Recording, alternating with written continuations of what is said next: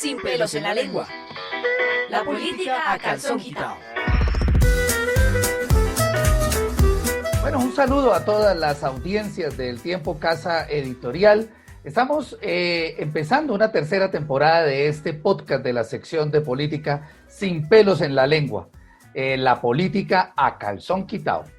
Y si hay alguien que habla en Colombia sin pelos en la lengua y a calzón quitado, definitivamente es nuestra invitada de hoy, la senadora por el Centro Democrático María Fernanda Cabal, que sin lugar a dudas es una de los personajes más polémicos que hay dentro de la política, porque para muchos sectores pues dice muchas cosas que hay que decirlas, pero otros callan. Y también para otros sectores también, pues a veces se le va un poco la mano en sus opiniones. Hay de todas las opiniones alrededor de lo que dice María Fernanda Cabal, pero sin duda es una protagonista muy polémica de la política nacional y del uribismo. En esta tercera temporada y en este primer podcast estamos también con el subeditor de política, Jorge Enrique Meléndez. Jorge Enrique, bienvenido. Hola Juan Francisco, ¿qué tal, senadora? Muchas gracias por acompañarnos el día de hoy. Bueno, es un gusto para mí, Juan Francisco y Jorge Enrique, y estamos listos, sin pelos en la lengua. Oiga, eso le iba a preguntar, senadora, usted habla sin pelos en la lengua, ¿verdad? Pero a ver, ¿y por qué no? ¿Por qué no? ¿Ah? Ajá.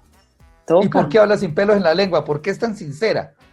Porque ser sincero aliviana el alma, esa es una forma de que usted sienta que la carga se la quita de encima. Pero además es una sinceridad sin ofensa, la idea no es ofender. Pero digamos, por ejemplo, hay muchas cosas que usted dice que no le gustan a mucha gente. Pero si no le gusta, el problema ya es de ellos, porque como estamos ahora en la dimensión de las emociones exacerbadas y prima la emoción sobre la razón, eso no está bien. Sí.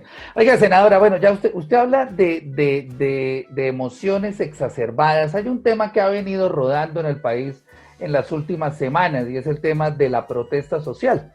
Pues un poco por lo que sucedió en el segundo semestre del año pasado, otro poco por lo que sucedió a raíz de las protestas del 9 y 10 de septiembre, cuando se vieron los abusos de algunos integrantes de la policía, y otro poco también por el fallo de la Corte Suprema de Justicia, que delimitó o indicó algunas cosas que deben hacer entidades del Estado para respetar la protesta social. Usted ha hablado mucho de ese tema.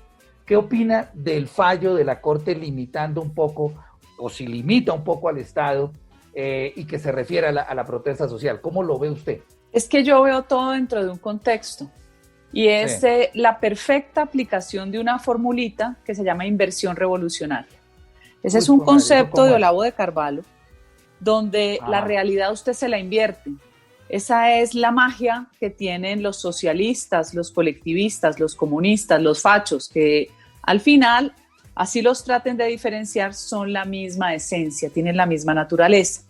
Ahora resulta que es que la protesta social, que se sabe que es un derecho que hay que proteger, ahora se volvió el garrote y ningún ciudadano que se porte bien, que así esté inconforme con cualquier política pública o con el desempeño de las instituciones del Estado, con lo que sea, simplemente tiene que soportar permanentemente las agresiones de quienes se sienten con derechos superiores. Entonces aquí vamos a empezar en una formulita que nos aplican para hablar de unos derechos que existen, pero que aquí están cobijando una conducta violenta y delictiva.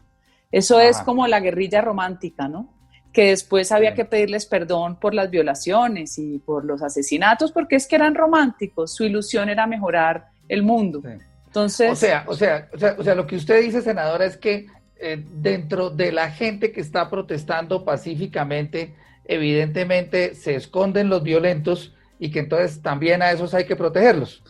Es que estas protestas las veo yo más como una estrategia de destrucción, no como una protesta pacífica. Si fuera una protesta pacífica, nosotros hicimos montones contra Juan Manuel Santos y ni rompimos vidrios, ni sabemos armar bombas Molotov, ni agredimos a la fuerza pública. Entonces, aquí hay una formulita que está copiada de Chile, de lo que está pasando en Estados Unidos. O sea, aquí hay una formulita que ya está determinada, es revolución molecular disipada, Yo creo en eso y creo que sí hay una organización que va mucho más allá del vandalismo, que es terrorismo urbano, y además creo que después del acuerdo de paz se urbanizó la guerra. Es lo que estamos viviendo hoy. Entonces, para mí la decisión de la Corte me parece fatal, me parece funesta, porque es una Corte con 4 magistrados que terminaron jugándole a una idea que tiene la izquierda, y es que todo lo que no le gusta a la izquierda lo tiene que reformar,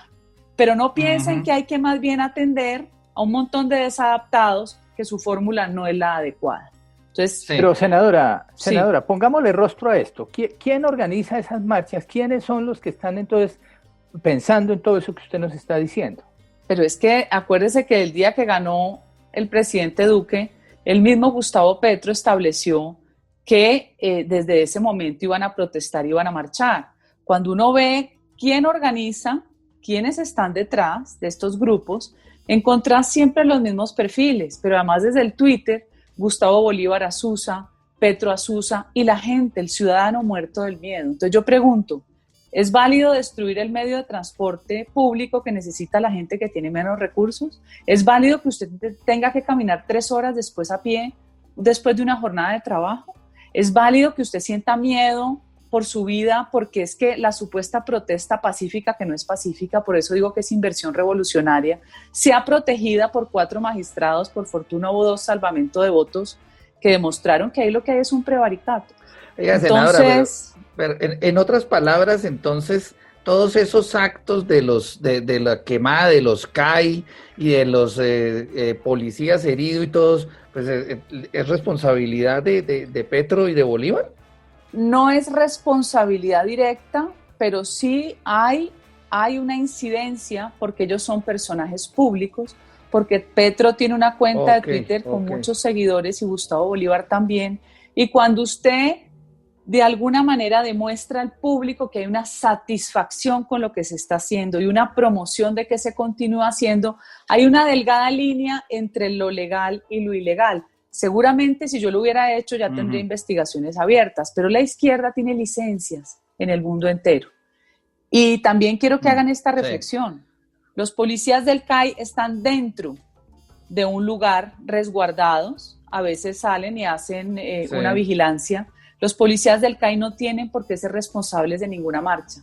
Los agredidos fueron ellos. Claro. Y eso no apareció en ninguna parte de la sentencia de esta sala de revisión. Oiga, una pregunta, ya que usted está hablando de los policías. Usted ha hablado mucho de Claudia López. ¿Qué es lo que tiene en contra de Claudia López? ¿Qué le parece que ha hecho mal ella en la alcaldía de Bogotá? Me parece que finalmente ella descubrió quién era. Ya sabemos quién es y cuáles son sus alcances. Me parece que es una persona terriblemente peligrosa.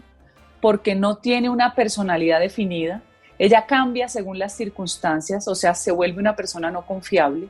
Ella estuvo toda la noche en el plan de mando unificado y eso no lo sabíamos, porque al día siguiente fue cuando vimos que salió llorando a llevarle unas denuncias a la Procuraduría, hasta que el general Vargas, esa citación a la que hizo presencia en el Congreso, él cuenta en el debate que estuvo toda la noche con la alcaldesa. La responsabilidad es de ella. Ella finalmente es la jefe de la policía. Así está establecido incluso por la Constitución. Ella fue la que no mandó al ESMAD a proteger los CAIs. Ella dejó que coparan estos bárbaros, porque para mí no son vándalos, son bárbaros, son terroristas urbanos, y las consecuencias son culpa de ella. ¿Por qué en campaña ella dijo que ella era la jefe, que los demás nunca se hacían responsables y ahora le echa la culpa a Duque? Entonces, tan rico, cuando me va bien, el éxito es mío. Cuando me va mal, la culpa es de los otros. O sea, senadora, la responsabilidad en últimas de lo que ocurrió en Bogotá, de todos estos desastres, ¿es de la alcaldesa? Por supuesto, por eso es que ella se está escurriendo. Ella necesita buscar cómo la responsabilidad es de la policía cuando ella no da la orden. Ella dura de 6 a 9 de la noche sin enviar al ESMAD. Cuando ella lo envía ya era insuficiente. Es como si usted tiene 80 o 100 personas enfrente de su casa y por demorarse ya son 1000. Es distinto despejar 80 a despejar 1000 y eso es de sentido común. Ella es responsable de lo que aquí pasó y es responsable de dar permisos cuando sabe que estamos en pandemia. Entonces, encierra a los comerciantes, encierra a los empresarios y le da vía libre a un poco de desadaptados que creen que tienen más derecho que los demás ciudadanos. Sí, doctora Cabal, ahorita el 1 de enero, próximo 1 de enero, se cumple un año de periodo de los actuales alcaldes. Y según la ley, ahí es cuando se pueden empezar a presentar las revocatorias, las peticiones de revocatoria de mandatos. Uno entendería que ya la primera la va a encabezar usted, contra Claudia López. Ya ves que yo generalmente no uso esa fórmula, porque yo no soy una persona pendenciera. Yo doy los debates con pruebas y con hechos, pero yo creo que ni siquiera voy a encabezarla yo. Los comerciantes, la gente arruinada, es la que se va a encargar de iniciar ese proceso de revocatoria. Yo la acompañaré en su momento, claro, porque me parece una persona peligrosísima. ¿Cómo es posible que usted encierre lunes, martes y miércoles, como si esos días fueran de contagio, y permita el resto de los días abiertos? Es que para mí ella toma decisiones que son completamente fuera de la lógica y del sentido común. Ahora, hay denuncias, ¿no? Hay denuncias también de los sobrecostos en esta alcaldía, de las compras que hicieron. Hay denuncias del secretario de Tránsito. Hay muchas denuncias, porque es muy rico uno agredir a los demás y ponerle epítetos y decir que todo el mundo es corrupto y paramilitar, hasta que a usted le toca gobernar. Sí. Cuando a usted le toca gobernar, ya se da cuenta lo difícil que es. Pero digamos, uno se preguntaría, doctora Cabal, bueno, ¿qué puede estar buscando Claudia? ¿Hay un tema político? Pero por supuesto, Claudia es una persona terriblemente ambiciosa. Ajá. Ella está en campaña desde el primer día. Sí. Y desafortunadamente para nosotros, ella se encontró un presidente que es demasiado buena persona, un presidente que es conciliador por su propia naturaleza, que no es pendenciera. Y esta señora no le gusta que la traten bien. Yo creo que dentro de su psicología está precisamente eso. Ella le gusta la pelea, ella le gusta la agresión. Aquí no encontró con quién pelear, pero lo tomó ventaja porque encontró una persona decente. Y todo lo que a ella le va mal, la culpa es del presidente Duque.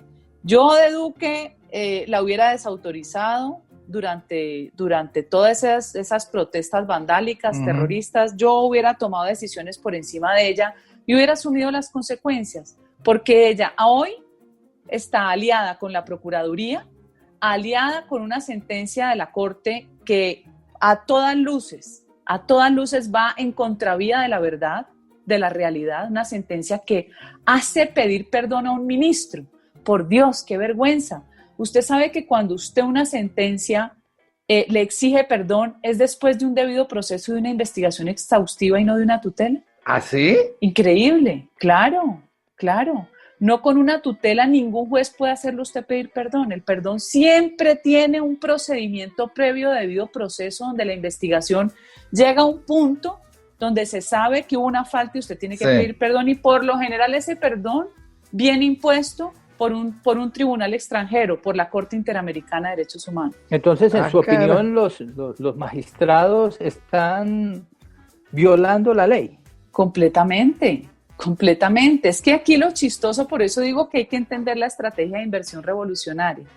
Aquí los magistrados le dan curso a una tutela que es una herramienta cuyo uso es para evitar un daño inminente.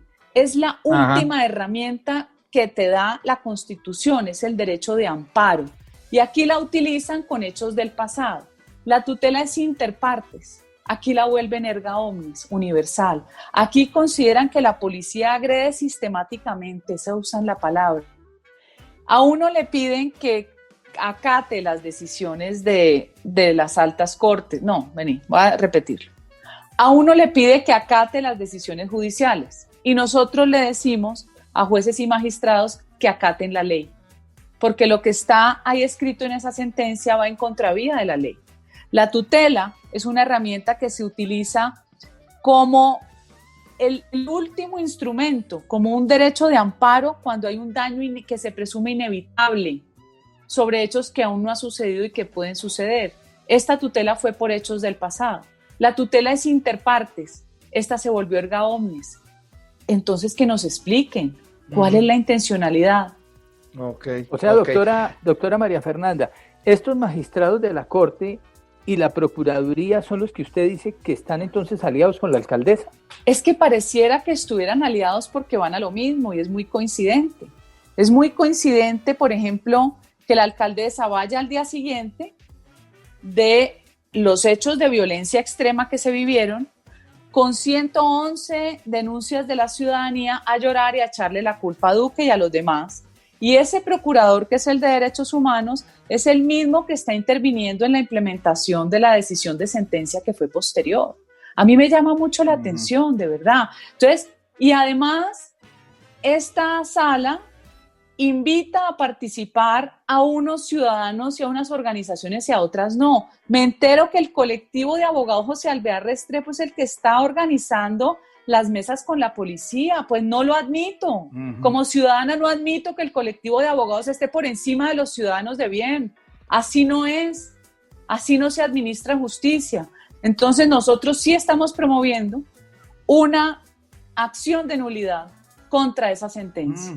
Y estamos invitando a todos los comerciantes, doctora María todos los Fernanda usuarios Cabal, de Transmilenio, a que se hagan parte y coadyuven, porque nos sentimos agredidos con esa sentencia, agredidos con el Procurador de Derechos Humanos. ¿Será que los policías no tienen derechos humanos? Que me conteste a mí el Procurador Fernando Carrillo y ese Procurador de Derechos Humanos. Y todos van marchando por el mismo caminito con la alcaldesa. ¿Y dónde está el resto de la ciudadanía? ¿Será que alguien se acuerda de María Vilcue, la que atropelló el SITP? No, porque esa no les cabe en la narrativa que ellos quieren vender. Estamos, doctora María Fernanda Cabal, a la luz de lo que usted dice, y yo pregunto, ¿asistiendo a un contubernio entonces contra la policía y el presidente Duque? Yo pienso que aquí hay una agenda oculta muy peligrosa, que es desarmar a la fuerza pública, deshonrarla y lograr que no tengan ningún ánimo de ejercer su función, que es la protección de la ciudadanía. Entonces aquí no solo Santos nos desarmó, porque Santos nos desarmó, desafortunadamente este gobierno ha seguido con una política absurda, porque es que si yo tengo el uso, yo tengo el derecho a tener un arma y a portarla, si considero que además de la tenencia tengo derecho al porte y pago un dinero al Estado por eso, y no me la permiten usar, el Estado está robando a los ciudadanos, ¿no es cierto? No les cobre. Si yo tengo un arma de la que soy responsable en su uso, ¿por qué no me la dejan usar cuando en Colombia hay más de 3 millones de armas ilegales matando gente buena? Y ahora nos quieren desarmar a la fuerza pública. Chéverísimo, usted salir sin arma a enfrentar unos bárbaros que los quieren quemar vivos. Entonces, para mí esto es terriblemente peligroso. Yo invito a las demás instituciones, incluso hago un llamado a la Defensoría del Pueblo a que defienda a los ciudadanos de bien, que no tiramos piedra, que no quemamos policías y que no estamos protegidos con sentencias. A eso vamos nosotros ahora, una acción de nulidad, y quiero que los ciudadanos la acompañen. ¿Usted tiene armas en su casa, doctora María Fernanda Cabal? No, no tengo armas porque de hecho es muy chistoso. Mi marido es una persona muy firme, con mucha autoridad, y él dice: yo nunca quise tener un arma porque como soy tan bravo, yo no sé qué me hubiera pasado, pero eso es un tema racional de él, ¿no? Yo una vez en mi vida fui a disparar y me fue súper bien, sobre todo porque cada vez que iba a disparar me acordaba de alguien malo. Me fue súper bien. No tenemos armas, pero a mí sí me gustaría portar armas, ya le digo, en este país sí me gustaría. ¿A usted le gustaría? Me gustaría aprender a usarlas y me gustaría portar por lo menos una pistola, yo creo que sí, así es. ¿Y usted cree, doctora Cabal, que se debe permitir en un país como Colombia que la gente porte más armas de las que están autorizadas? Claro, porque es que el porte trae responsabilidad. Si usted mata a alguien, usted hiere a alguien, usted responde. Hay todo una trazabilidad en el uso de esa arma, o sea, las balas que usted usa tienen un origen y se traza, pero resulta que usted no tiene derecho y el bandido sí. Y ya le digo, mínimo hay 3 millones de armas, por eso matan al señor de la bicicleta, a la enfermera, no les importa, hasta que les sale un gallito fino, como el médico del puente, que dio de baja a los 3 bandidos. Es que la gente buena solo usa el arma para protegerse. Cuando nos desarman significa que mi vida vale menos que la del bandido. O sea, su teoría es que deberíamos legalizar aquí el porte de armas. Es que siempre existió, Jorge Enrique, siempre hubo porte, obviamente con unos requisitos. Usted no puede estar chiflado, ¿no? No puede tener antecedentes.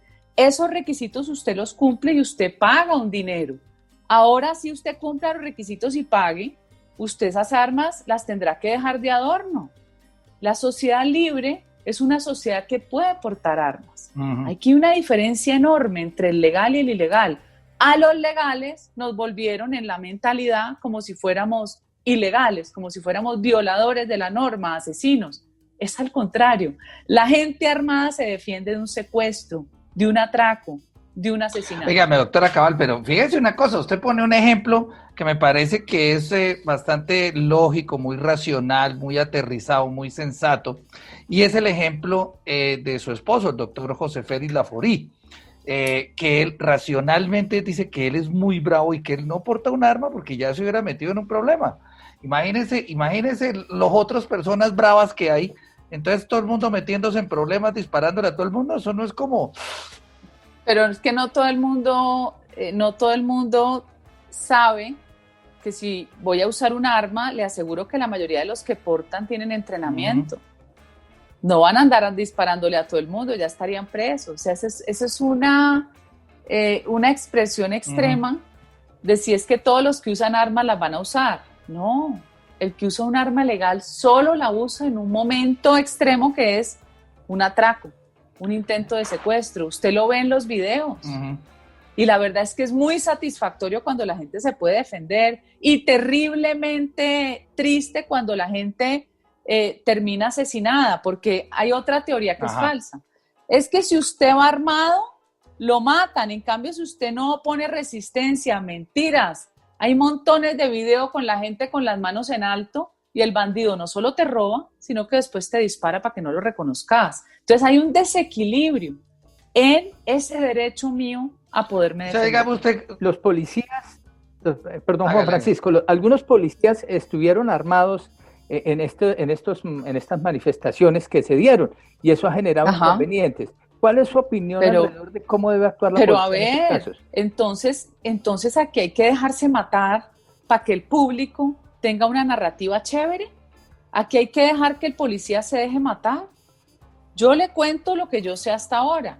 Del CAI de Verbenal, que es el de acá del norte, hay un teniente que perdió un testículo por un tiro de arma de fuego y nadie dice nada. El otro agente de policía se salvó porque el chaleco lo protegió y tiene un orificio. Incendiaron el CAI.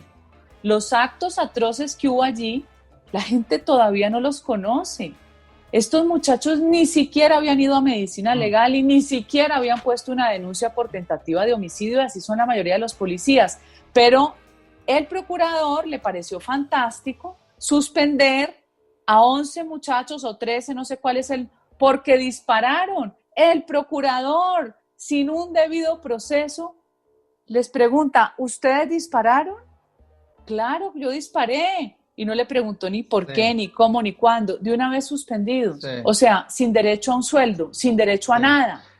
Entonces, si no nos damos cuenta que nos están copando con la narrativa mentirosa de la protesta pacífica. ¿Cuál protesta pacífica? ¿A quién no le da miedo que le caiga un bombazo de una bomba molotov que mata? ¿No? Mata. ¿A quién no le da miedo quedar achicharrado como estaban estos muchachos? Es que ellos le cuentan a uno primero que lo iban a empalar por la cantidad de gente que se vino a los CAIs. Ellos se encierran y empiezan a echar gasolina. Los iban a quemar vivos. ¿Usted qué sentiría? Hay un policía que cuenta que llamó a su mujer a despedirse porque sintió que lo iban a matar y la alcaldesa sin mandar el refuerzo. Ojalá fuera ella la que hubiera estado metida en un CAI para que deje de hablar y de gritar tanto, que se ponga en los pantalones de los demás. No, el tiempo de ella es simplemente que hubo víctimas. Claro que hubo víctimas, pero no inició esto la policía. Esto lo iniciaron unos bárbaros con una estructura organizada armada. Aquí hay plata de narcotráfico, aquí hay ELN, aquí hay FARC y aquí hay políticos que usan esos detonantes para hacer campaña.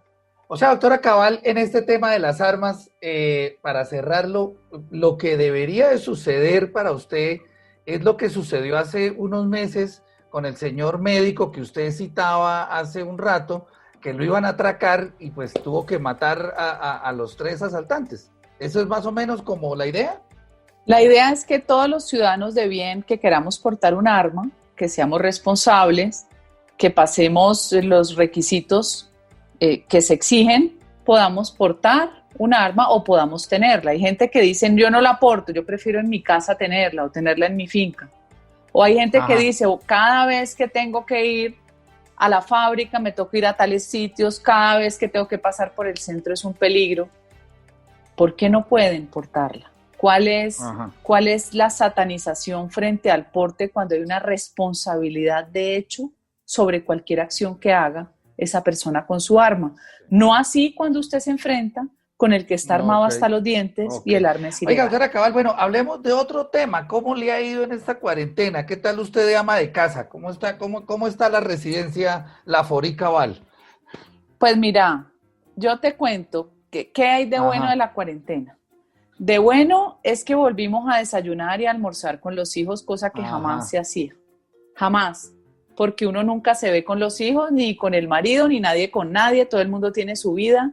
Aquí nos tocó, como cuando uno dice, nos tocó estar juntos. Y fue muy agradable porque se recuperó esa conversación de familia, cada uno en su cuento. Estaba Luisa, mi hija mayor, que tiene una pastelería virtual. Ella creció en pandemia casi 3 veces.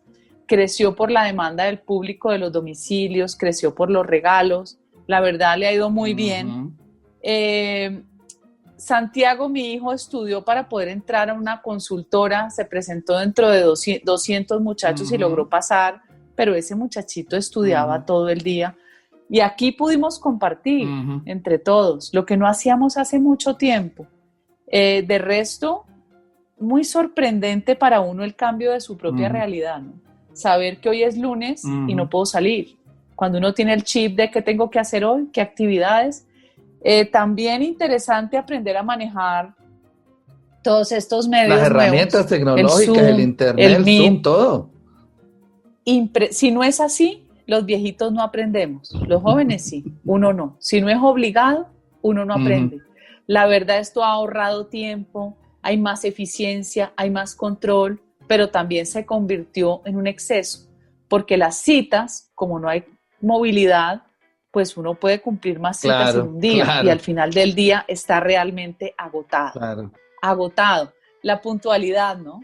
No puede uno darse ese chance de los 10, 15 minutos que estoy en un trancón, que voy en un trancón, no, nada que hacer. Sí, que voy en un trancón, que no sé qué, cualquier cuento que uno echa, no, ya no se puede, de frente. Lo malo es esa nueva realidad tan dolorosa de saber que estamos enfrentando un enemigo desconocido.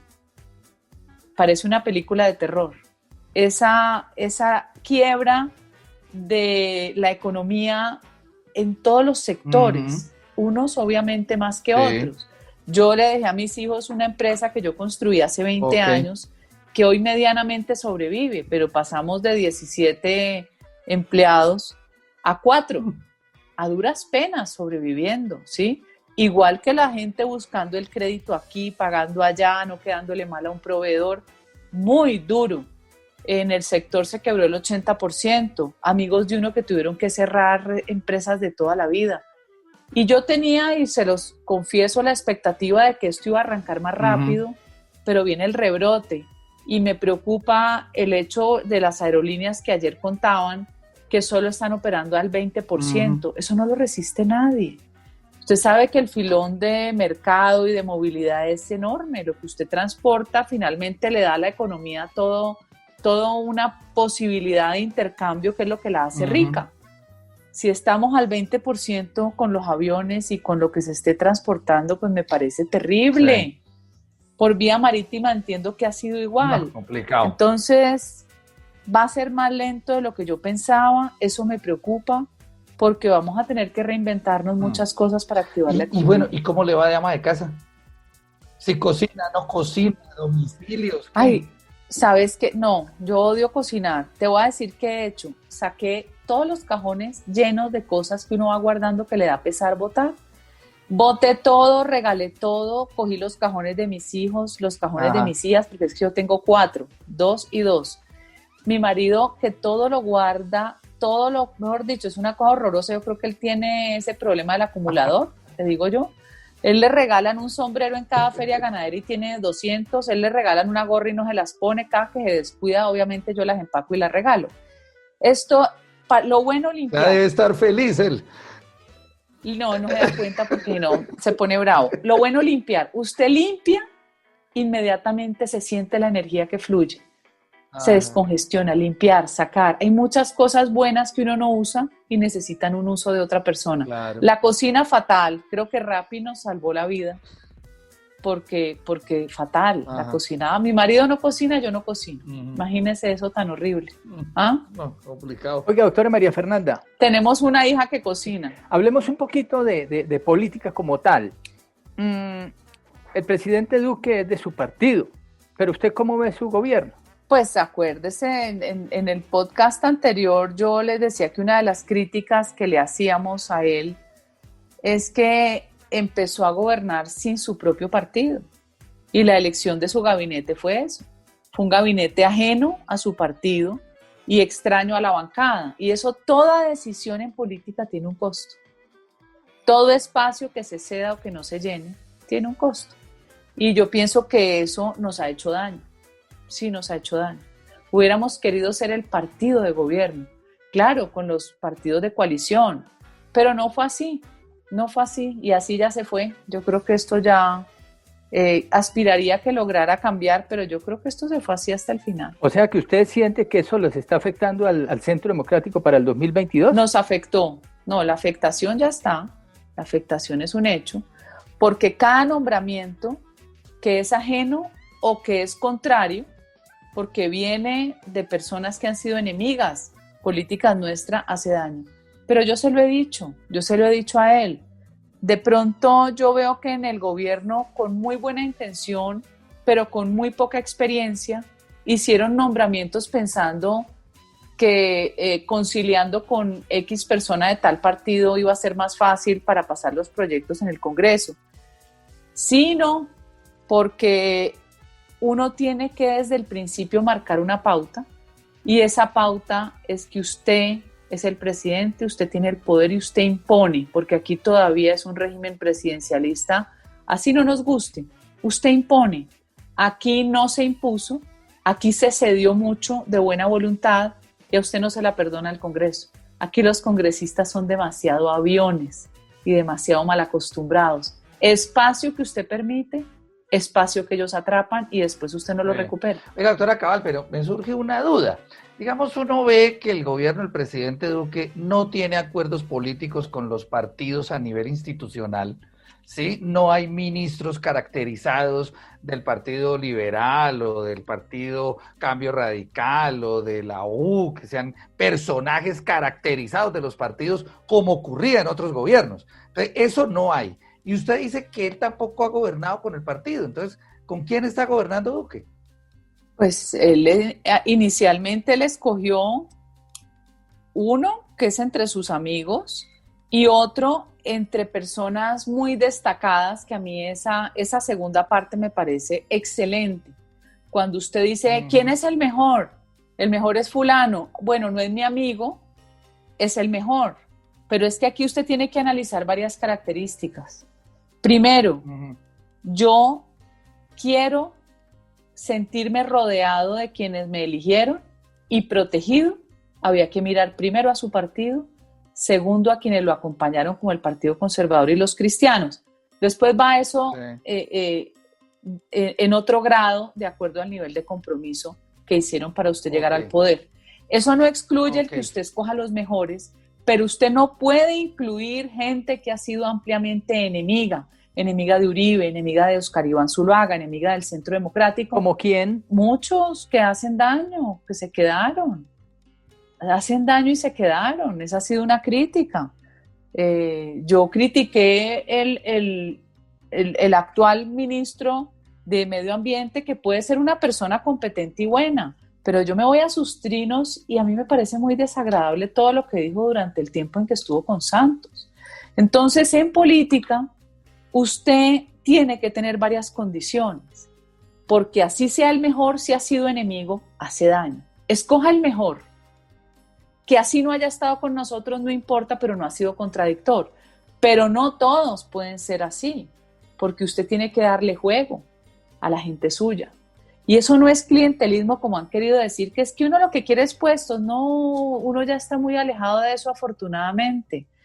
Pero no puedes elegir a tu enemigo pensando que tu enemigo te va a proteger.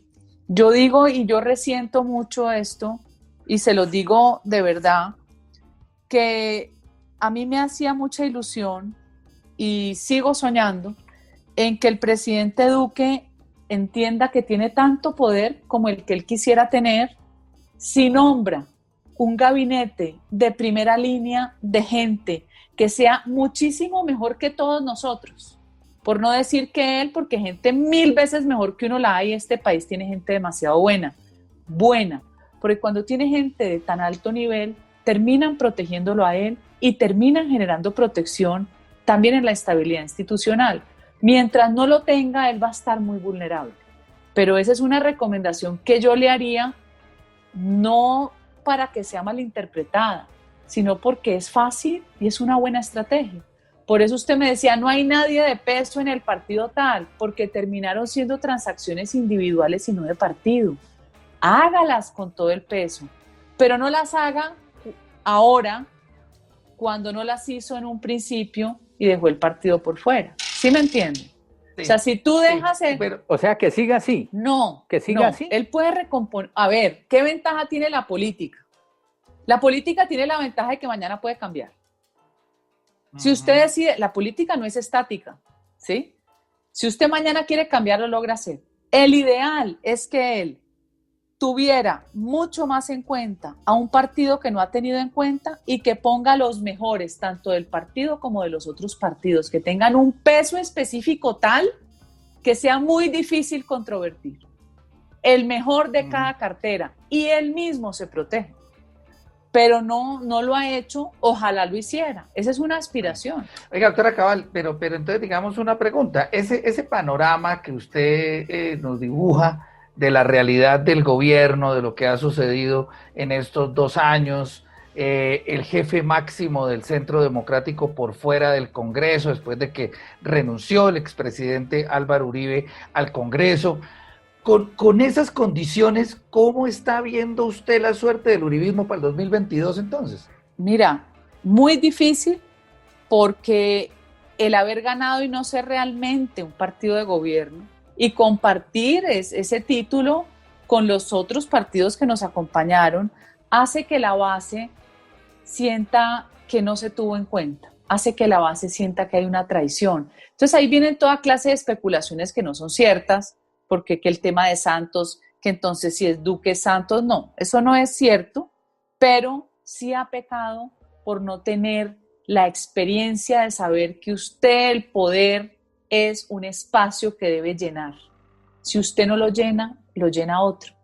Tiene la posibilidad de hacerlo, lo puede cambiar cuando quiera. Ojalá entendiera lo que es la dimensión de poder y que en 2 años él ya no va a estar ahí. ¿Quién lo va a defender? Si tiene un equipo de primera línea y vuelve y recoge su partido, él va a salir muy bien librado. De lo contrario, pensar que te van a cuidar tus enemigos lo digo en el término político, sí, que mientras tanto hoy están haciendo transacciones a ver si consigue un voto o no, claro, tiene un costo demasiado alto. Claro, pero entonces usted, según su explicación, ve crítico el panorama para el uribismo en el 2022, o sea, casi imposible mantener el poder. Nada es imposible, tampoco en política. Yo aquí lo que veo es más que el uribismo siempre va a existir como un espíritu de pasión política.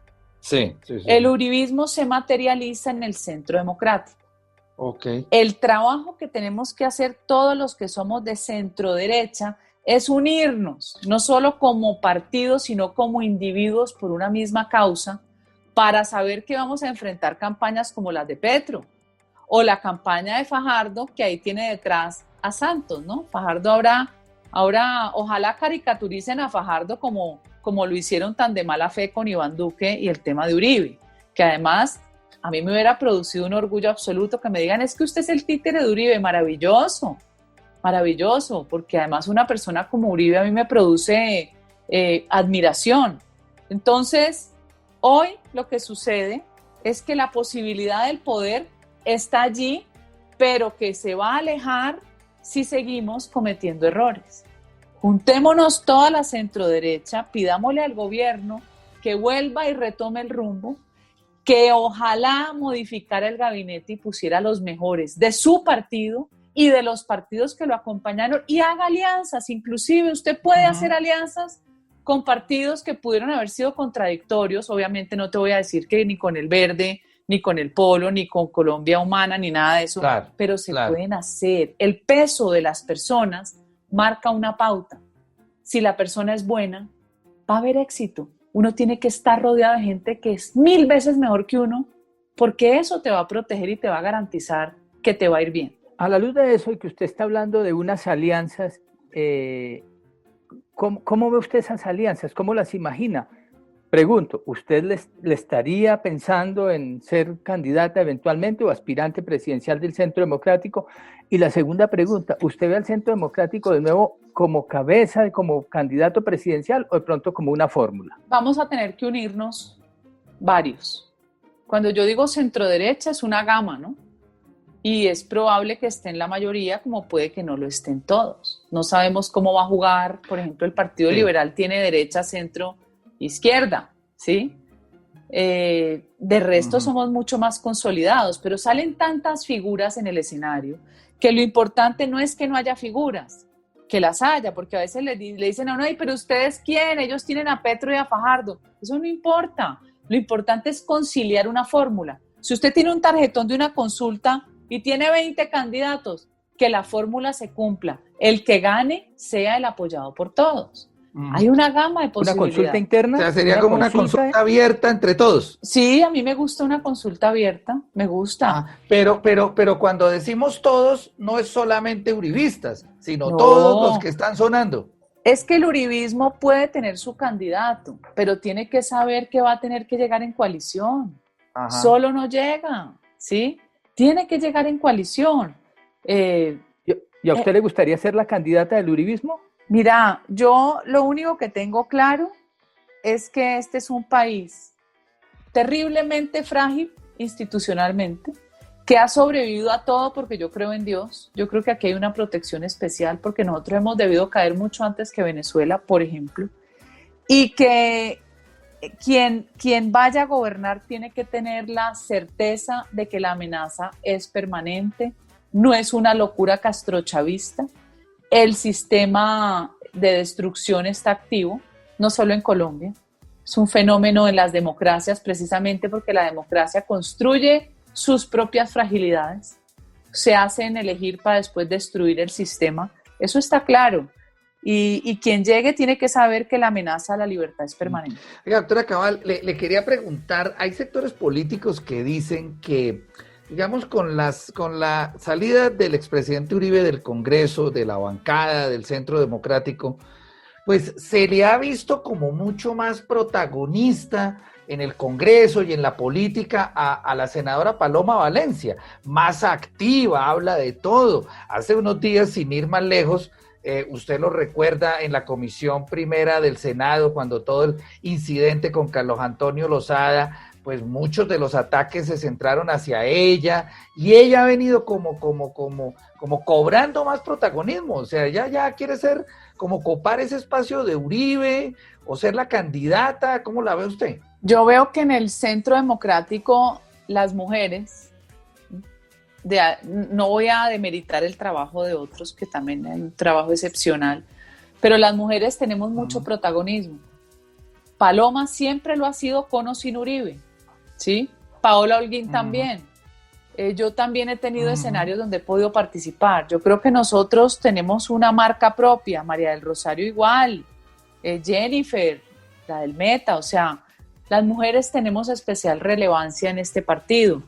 Paloma es una jugadora, Paola también quiere jugar y está bien que jueguen. Lo importante es que la fórmula que se escoja sea la fórmula que nos deje satisfechos a todos. Aquí también hay que entrar a ver qué va a hacer Cambio Radical, qué van a hacer los conservadores, qué van a hacer los cristianos, ¿sí?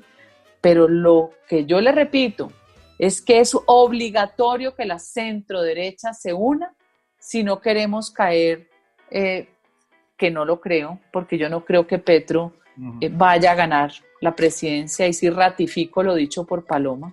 Petro no será presidente. ¿Usted cree que usted no cree? Petro ¿No? es ¿Será el que no? único candidato hoy fijo para una primera vuelta, diría yo, fijo, porque además Petro tiene una línea dura que la tiene allí, pero el terror de la gente a caer en el desastre en el que se puede caer muy fácil hace que se termine votando por quien sea opositor, y ese espacio es el que se va a disputar entre unos que se llaman, ¿cómo es?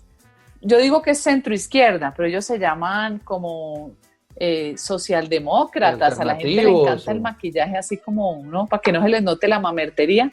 Entonces el socialdemócrata o socialcristiano y no sé qué, ¿no? Ajá.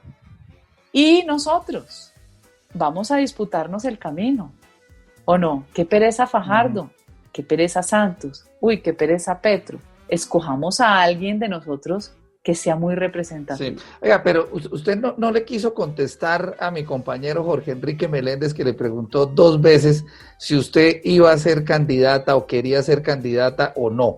Esto es una respuesta muy fácil, es un sí o un no. ¿O cómo le está pensando?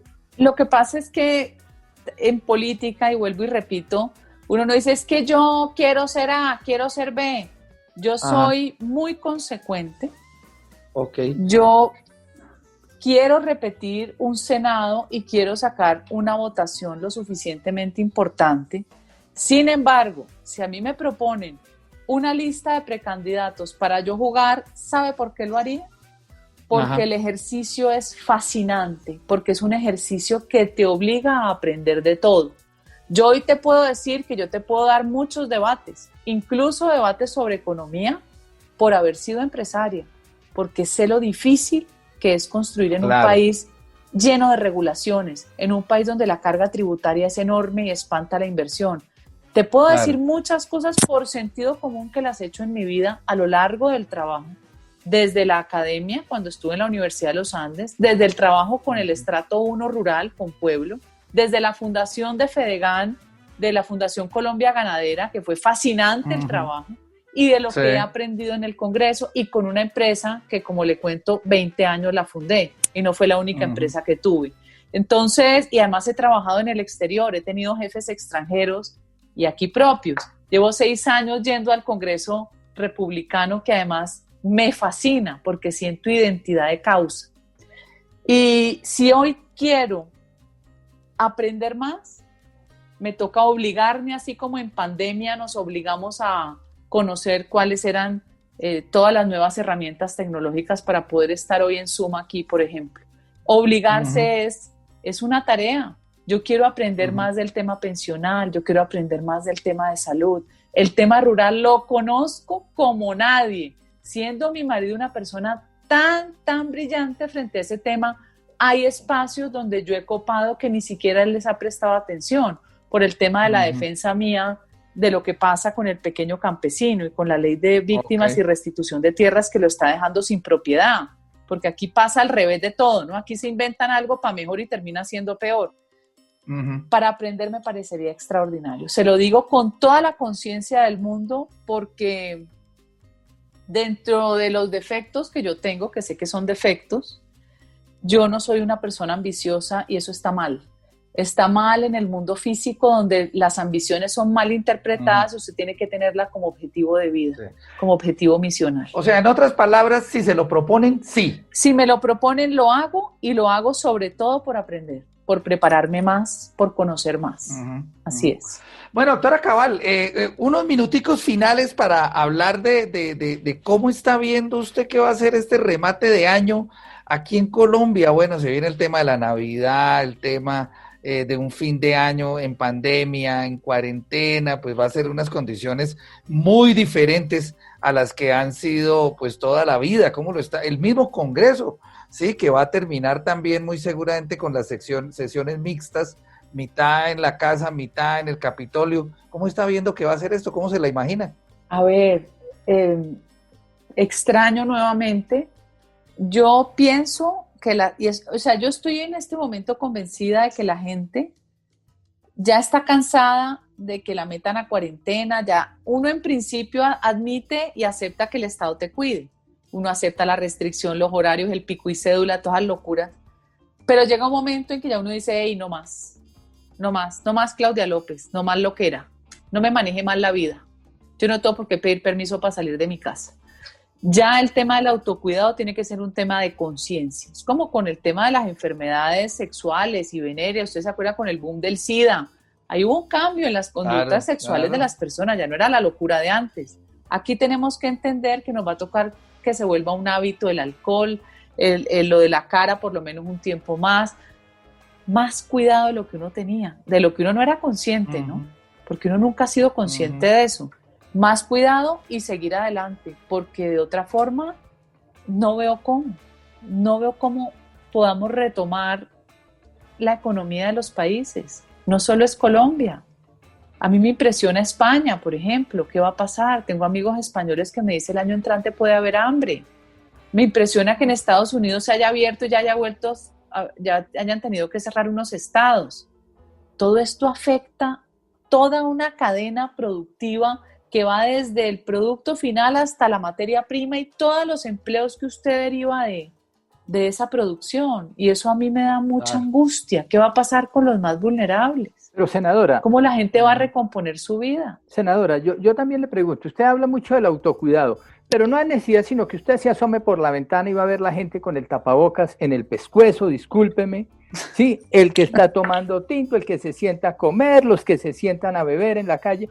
O sea, eso no tiene futuro así, ¿o me equivoco? No, yo creo que la gente sí es más consciente, lo ve uno además cada vez en niveles incluso más populares. Miren, en las zonas rurales lo ve uno, que es impresionante. O sea, yo de gobierno, de las cosas que haría sería facilitar mucho más el acceso a tapabocas, alcohol, sí, mucho más.